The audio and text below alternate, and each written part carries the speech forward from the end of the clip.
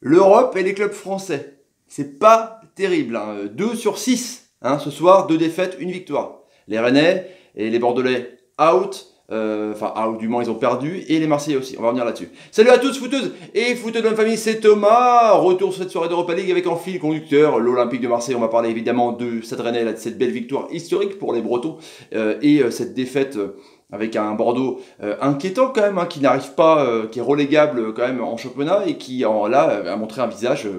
C'était une catastrophe, franchement. Je fais le débrief, le temps de revoir tous les matchs, évidemment. Et cette donc défaite de l'OM à domicile contre l'Eintracht Francfort de Kevin Trapp qu'on a vu, qui a été plutôt bon. Il a failli faire une boulette juste avant la mi-temps, le gardien du PSG qui est prêté donc par les dirigeants parisiens pendant une année. Et du coup, on voit que l'OM avait fait tourner. Hein, on va revenir évidemment, vous inquiétez pas, sur les 2 pénaltys que l'OM aura pu bénéficier, qui a un peu changé le cours de jeu mine de rien, mais il y avait Pelé dans les buts, l'Albatros, Mandanda est out. Dans l'axe, Rami, qui a joué que 7 minutes, il s'est blessé, c'est assez grave, apparemment il ne sera pas du choc contre l'OL dimanche soir en live sur la chaîne Thomas Barfoot, j'en profite, avec Kaleta Kerr à côté. Faut encore laisser du temps, le petit Camara donc sur un latéral, Bounassar qui a été bon, hein, qui a donc à l'origine du beau but sur la remise pour Thauvin et le centre sur Ocampos. Au milieu de terrain, donc c'était Lopez qui est bon quand il rentre, je trouve. Mais en titulaire, c'est pas dingue. Strootman sur le but qui était un peu absent dans le marquage. Ocampos, ce caquette de l'OM qui a fait du Ocampos, un peu mieux, je trouve, contre Guingamp. Germain, voilà.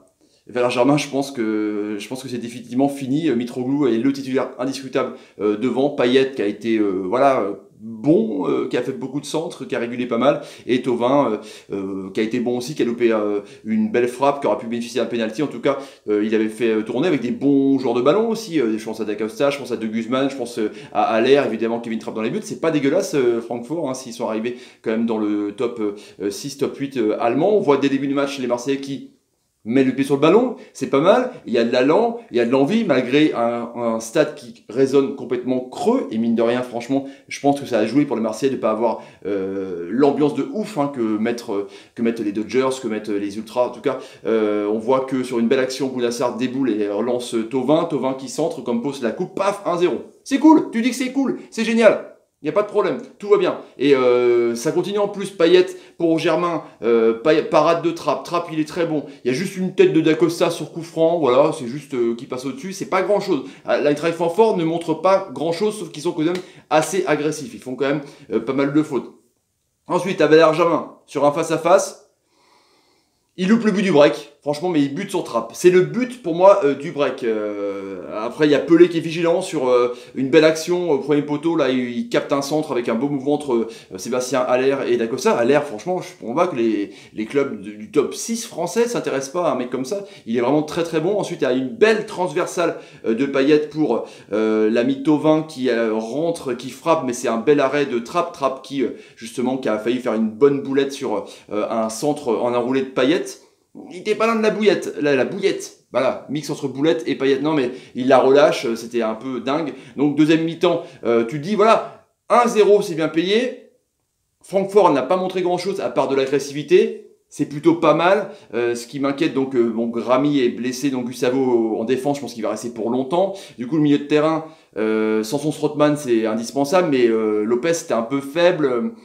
Pour donner un peu de surnombre devant, quoi. Parce que quand tu perds le ballon au milieu de terrain, vu que c'est un peu faible en tampon Lopez, derrière t'as peur, quoi, parce que la défense c'est quand même pas ça, franchement.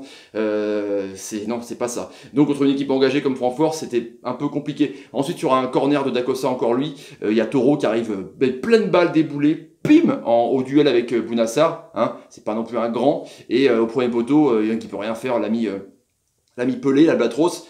Et on voit que Strootman, sur le marquage, il est pas très concerné. Franchement, je vous dis, Marseille a une très très belle équipe. Milieu de terrain, quand il y a vraiment le 11 titulaire.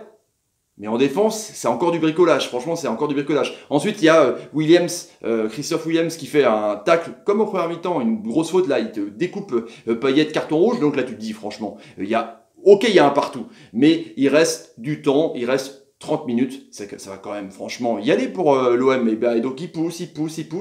La première faute, bon, il n'y a pas de variole, hein, c'est comme ça. Moi je suis contre la vidéo. Mais force est de constater que pourquoi elle n'est pas en Europa League, pourquoi elle n'est pas en Ligue des Champions. Et on voit les champions, les cinquièmes arbitres et leur talkie-walkie, ils servent à Walou. Là, sur un centre, Ndika la dégage de la main, involontaire, pas de penalty. Bon, tu dis c'est pas grave.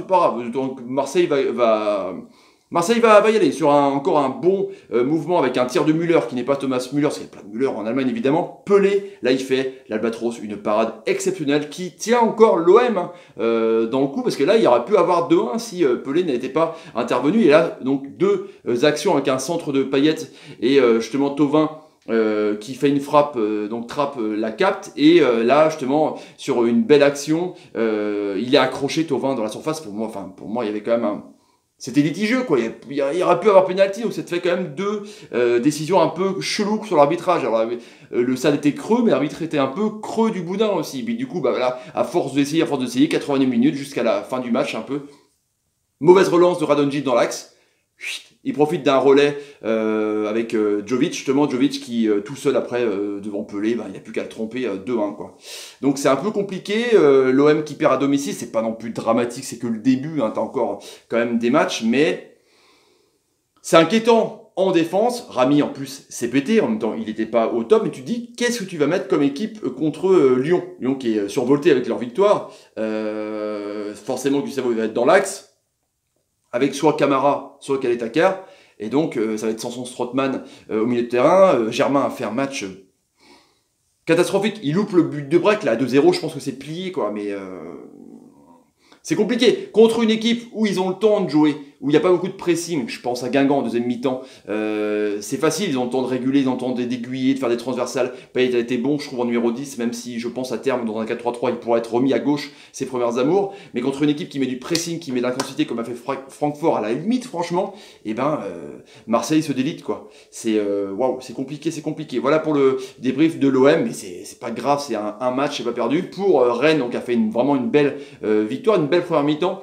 C'était assez intéressant. Ils ont posé le ballon, ils ont eu la possession de balle, 60-30, c'est un peu équilibré parce que Jablonec s'est un peu réveillé, il y avait quand même des bons petits joueurs. Souvent, Rennes plonge en seconde mi-temps, donc on a vu un superbe but avec un relais de Benjamin André. On ne sait pas trop si c'est le défenseur ou Benjamin André qui les remet. Sarr s'appuie, puis il fait une volée Olivier Thomès dans la lunette, 110 km/h, et bim, 1-0, le but le plus beau de la journée, hein. Ça c'est clair. Et ensuite après, on voit qu'ils ont du mal, parce que Jablonec défend bien, remonte assez de façon intelligente, je trouve, en contre. Il y a quand même des beaux joueurs, il y a le capitaine qui a une grosse espérance en Europe, et puis ça plonge petit à petit en deuxième mi-temps, et puis une faute, je pense, de Thomas Koubek dans les buts, avec le joueur de Jablonec, je pense qu'il... Je sais pas trop si c'est au premier poteau, si c'est Travnik, si c'est vraiment une voulu ou pas, mais en tout cas, je pense que Koubek fait une erreur, donc un partout. Et après, ils essayent, il y a plein d'actions, il y a beaucoup d'actions. André qui fait des conserve des fautes, qui prend son jaune habituel, et Atem Ben Arfa rentre.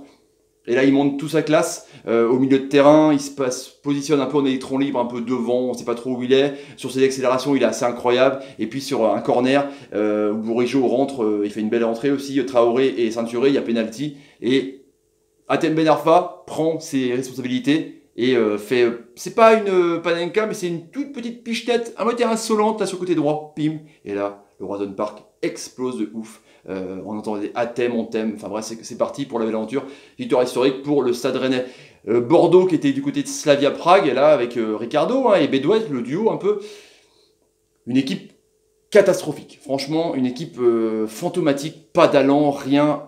Pareil, Slavia Prague, à la limite, vraiment encore plus agressif que Francfort. Et là, ils ont mis des tampons, ils ont été pas bons, quoi. Papy Plasil, je vous dis, quand il est dans un fauteuil pour aiguiller, il est bien. Là, avec des mecs qui te mettent des brins, qui te mordent de partout, c'est n'importe quoi. Du coup, ils se sont fait avoir un but à 0 par Slavia Prague. Donc Bordeaux, c'est un peu plus inquiétant quand même que Marseille, parce que ça va mal en championnat.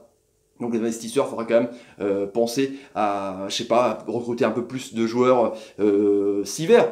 Hein, parce que là, ça va mal quand même, hein. Franchement, pour Bordeaux. Bon, les amis, pour le débrief de Marseille et des petits points sur Bordeaux et Rennes. Si vous avez envie de vous abonner à la chaîne, n'hésitez pas à taper sur ma ganache, mettez des commentaires un peu sur les prestations de l'OM, prestations de Rennes, prestations de Bordeaux. N'hésitez pas non plus à mettre des pouces quand, par exemple, Dimitri Payet vous fait une bonne passe. Merci Dimitri. Quand Atem Darfo vous fait une bonne passe. Merci Atem. Et quand je sais pas, Jimmy Briand, on fait une bonne passe. Merci Jimmy, tu es un génie. En plus, ça rime, c'est clair. Et partage la vidéo sur Facebook et Twitter. Bientôt 13 000 abonnés. Et je vous en remercie, vous êtes des génies les amis. N'oubliez pas, OM,